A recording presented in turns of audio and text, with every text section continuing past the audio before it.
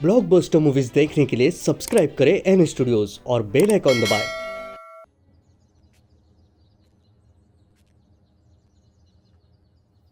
मैं जानती थी कि तुम यही होगे।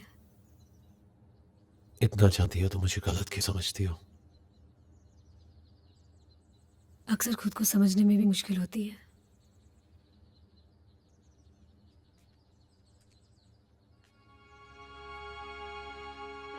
किसी रिश्ते के साथ काफी दूर तक चलने के बाद उसका नाम बदलना आसान नहीं होता। मुझे कुछ वक्त चाहिए। क्या तुम मुझे वो दोगे?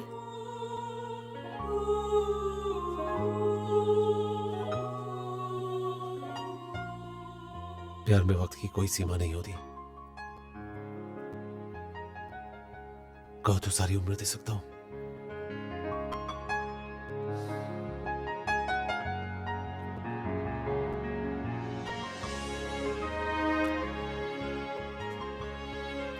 आज से तुम्हारे सारे दुख मेरे और मेरे सारे सुख तुम्हारे। भरोसा है मुझ पर?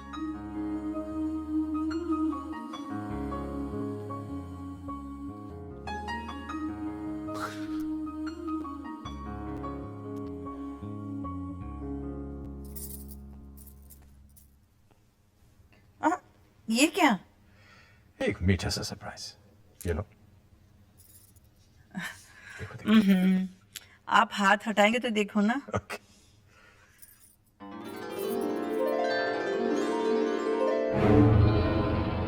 ये कैसा मजाक है? ये मजाक नहीं, सच है।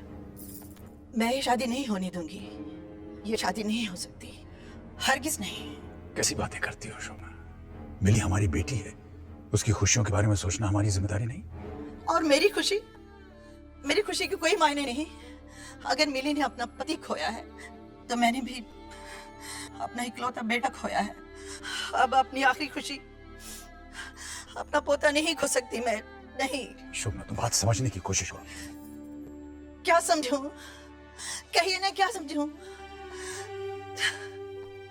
समझने की तो आपको जरूरत है। अगर ये शादी हुई तो मिली के साथ तेरा पोता भी चला जाएगा। ये नहीं होगा। माँ होकर माँ का दर्द नहीं समझ रही हो तुम। यहाँ माँ रहेगी, बेटा तो वहीं रहेगा।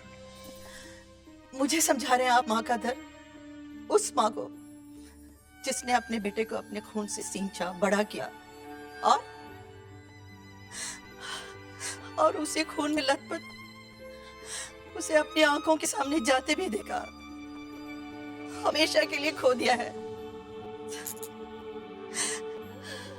फिर आप ही ने कहा हमारा अभी कहीं नहीं गया, अंश में ही समा गया है। तो उसी में अपने बेटे को ढूंढने की कोशिश करने लगी। जब वो मिल गया है तो आप कह रहे दोबारा उसे खो दूं? नहीं, हरगिज नहीं।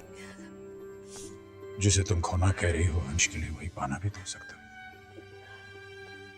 उसे एक पिता मिलेगा शोभना, पिता, वो भी रजत जैसा, जो उससे बेहद प्यार करता है। बाप का यही प्यार अंश के लिए बहुत जरूरी है बीवी। लेकिन मेरे लिए अंश का होना बहुत जरूरी है। नहीं जी सकती हूँ मैं उसके बगैर, और वो मुझसे दूर कहीं नहीं जाएगा। बीवी,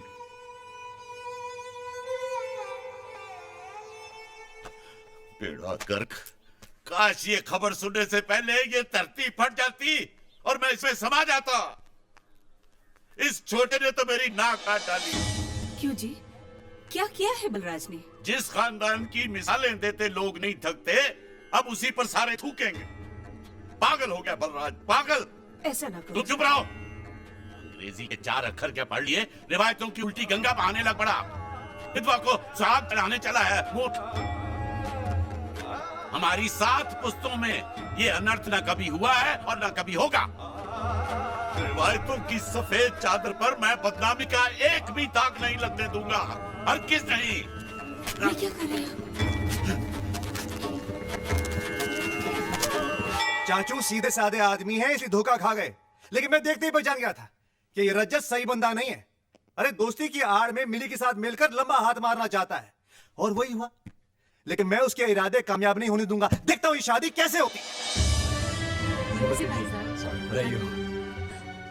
अरे सुनो भैया, सुनो भैया,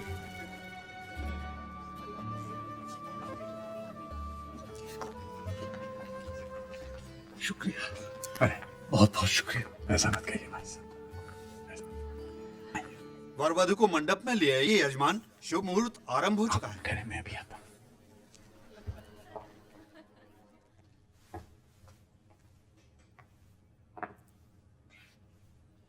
चले बेटे।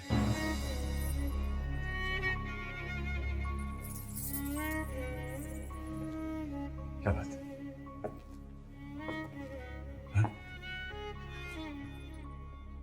ये सोचकर मेरे कदम आगे ही नहीं बढ़ रहे बाबा कि मेरा घर मुझसे छूटा जा रहा है।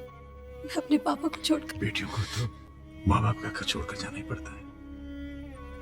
संसार का नियम ही है बेटा।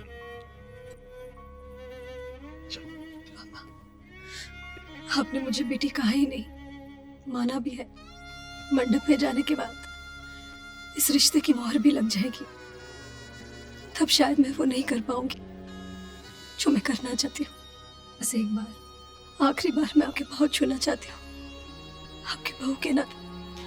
नहीं, नहीं। बेटियां पाँव नहीं छूती। चलो।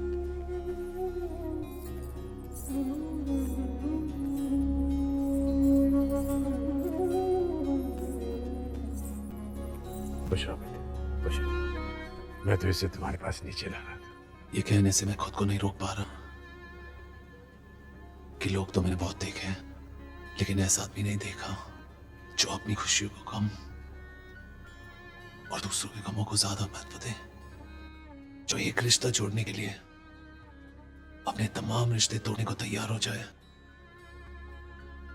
आशीर्वाद दीजिए कि मैं आप जैसा बन सकूं, आपकी बेटी को वो सब कुछ दूं जिसकी वो हकदार है।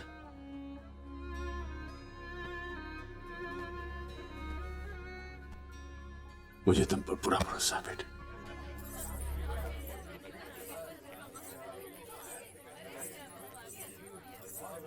आजा बेटा, आजा। बंद करो ये तमाशा। ये शादी नहीं होगी। बड़े भैया, मत कहो मुझे बड़े भैया।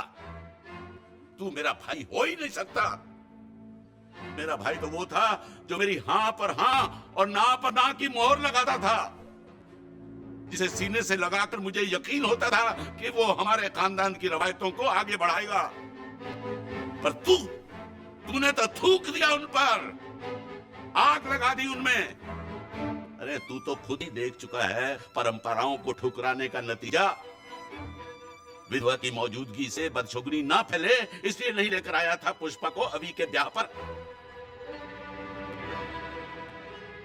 तू नहीं माना, बुलवा ली ही लिया इसे, और फिर बेटा खोकर उसका अंजाम भी देख लिया। अब आप किसी का मुंह बंद नहीं कर सकते हैं चाचू। अपनी घर की बहू को गैर मर्द को सौंपते हुए आपकी आत्मा ने आपको बिल्कुल धिकारा नहीं? शर्म नहीं आई आपको? इनकी आत्मा मर चुकी है भूषी, तभी तो बेटा खोकर आत्मरी हो चुकी मेरी बहन से अब ये पोता छीनकर उसे बिल्कुल ही मार डालना चाहते हैं।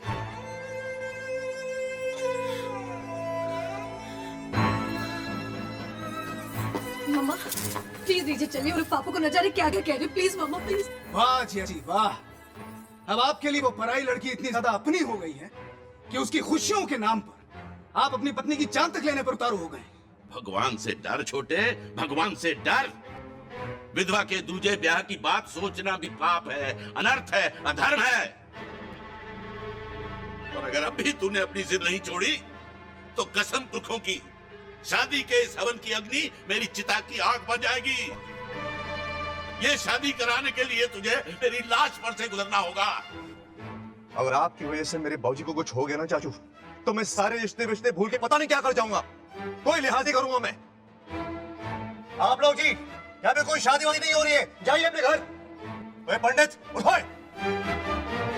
बैठिए पंडित जी, बैठिए। और आप लोग भी बेटी। मेरे हुक्म के ऊपर अपनी जिद रखने की तेरी हिम्मत कैसे हुई?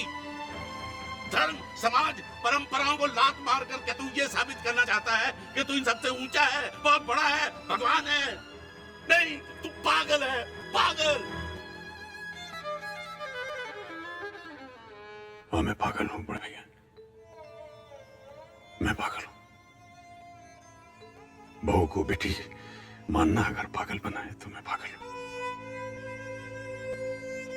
उसके आंसू पोंछना अगर पागल बनाए तो मैं पागल हूं। उसकी अंधेरी जिंदगी में खुशियों की रोशनी भरना अगर पागल बने तो हाँ, मैं पागल हूं।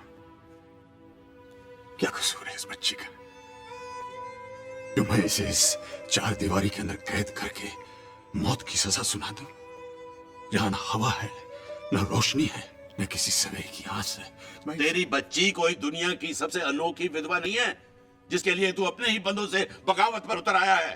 देख इधर, देख इसे, तेरे अपने ही छोटे भाई की विधवा है ये। पूरे 20 साल से खानदान की इज्जत को संभाले बैठी है अपने घर में। पूछ इससे, है कोई परेशानी? चैन से जी रही है कि नहीं? बता पुष्पा, तू ही बता। जी नहीं बड़े भैया, मुझे कोई परेशानी नहीं। 2 वक्त की रोटी खाती हूँ, तन ढकने के लिए ये बेरंग कपड़े हैं, और हाँ, सांस भी लेती हूँ। अगर इसे जीना कहते तो मैं चैन से जी रही हूँ।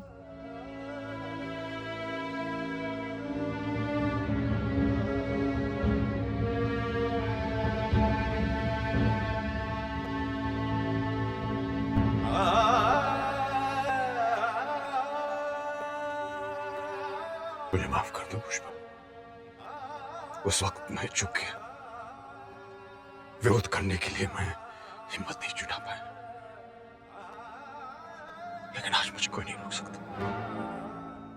न धर्म, न समाज, न रवायत, कोई नहीं। और कौन सा धर्म, कौन सा समाज, कौन सी रवायत? वो जो पति के मरने के बाद एक जीती जागती औरत को जिंदा लाश बना देती है, या वो जो उससे उसके जीने का हक ही छीन लेती? लोग कहते हैं कि सती की प्रथा जो है वो बंद हो गई है। कहां बंद हुई है? वो तो आज भी जीवित है।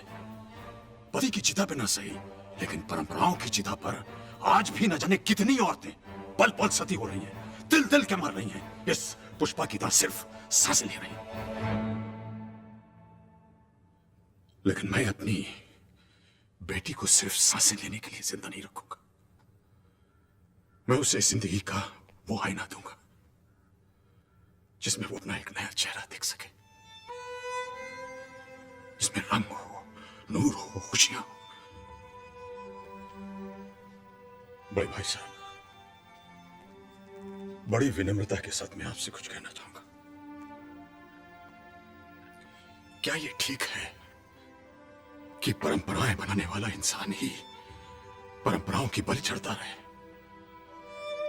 परंपराएं जिए, इंसान मरता रहे। परंपराएं बड़ी, जिंदगी कुछ भी नहीं। बड़े भाई साहब, आपको परंपराएं निभाना तो याद रहे, लेकिन पुष्पा के आंसू पोंछना आप भूल गए।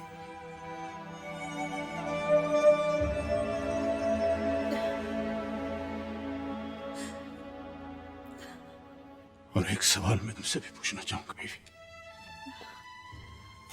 ये जो लड़की तुम्हारे बगल में खड़ी है, ये तुम्हारी बहू ना होकर अगर तुम्हारी बेटी होती, और वो जिसे हमने खो दिया है वो तुम्हारा बेटा ना होकर तुम्हारा दामाद होता, तो क्या तब भी तुम अपनी बेटी के उजड़े हुए घर को बसता हुआ देखकर इसी तरह विरोध करती? उसके सूने माथे पर एक नई बिंदिया चमकते हुए देखकर एतराज करती? उसके बेटी के सर पर एक बाप के ममता के हाथों को नकार देती तुम? क्या करती तुम बेबी? मुझे माफ कर दीजिए, मैं स्वार्थी बन गई थी, खुदगर्ज बन गई थी। सच तो ये है, आप मिली के पिता बन गए, लेकिन मैं ना इसकी मां बन सकी ना आपकी पत्नी। आज जब इस तूफान में आपको सबसे ज्यादा जरूरत मेरी थी, मैंने आपको अकेला छोड़ दिया। भगवान भी मुझे माफ नहीं करेगा। यजमान, राहु काल आरंभ होने वाला है, जल्दी कीजिए। अरे नहीं पंडित जी, राहु काल तो तभी आकर चला गया जब मेरे जैसे पागल को अक्ल आ गई। छोटे, मुझे माफ कर दे। नहीं बड़े भैया, नहीं, मत कह मुझे बड़े भैया, मैं इस लायक नहीं हूं। नहीं, मैं बड़ा नहीं, बड़ा तो तू है। आज तुझी से सीखा, जिंदगी बड़ी, परंपरा छोटी। परंपराओं की लकीरें जब धुंधली पड़ जाती हैं तो नई लकीरें खींचने से परहेज नहीं करना चाहिए।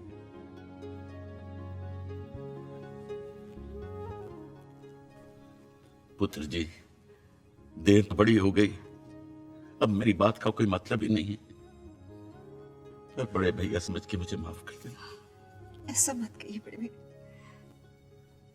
चलो आओ भाई। छोटे, बच्ची को मंडप में ले चलो।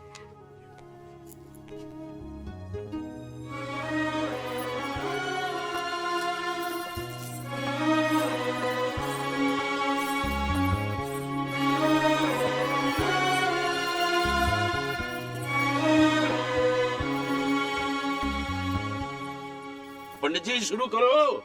ओम सहस्रशीर्षः पूर्वकः सहस्राक्षः सहस्रपादः स भूमिगुं तस्त्रत्वा तत्तिष्ठत शशांगुलम।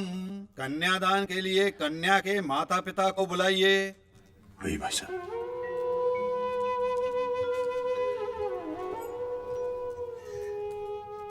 कन्यादान का अधिकार बेटी के बाबुल को होता है,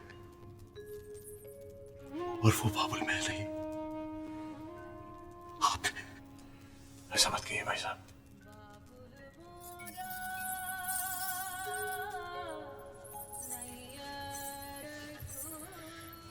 महके की धैर्य लाने के बाद काश हर बेटी को आप जैसा बाबुल मिले पापा। आप जैसे बाबुल के हाथों जिसका कन्यादान हो, उसे खुद भगवान आशीर्वाद देने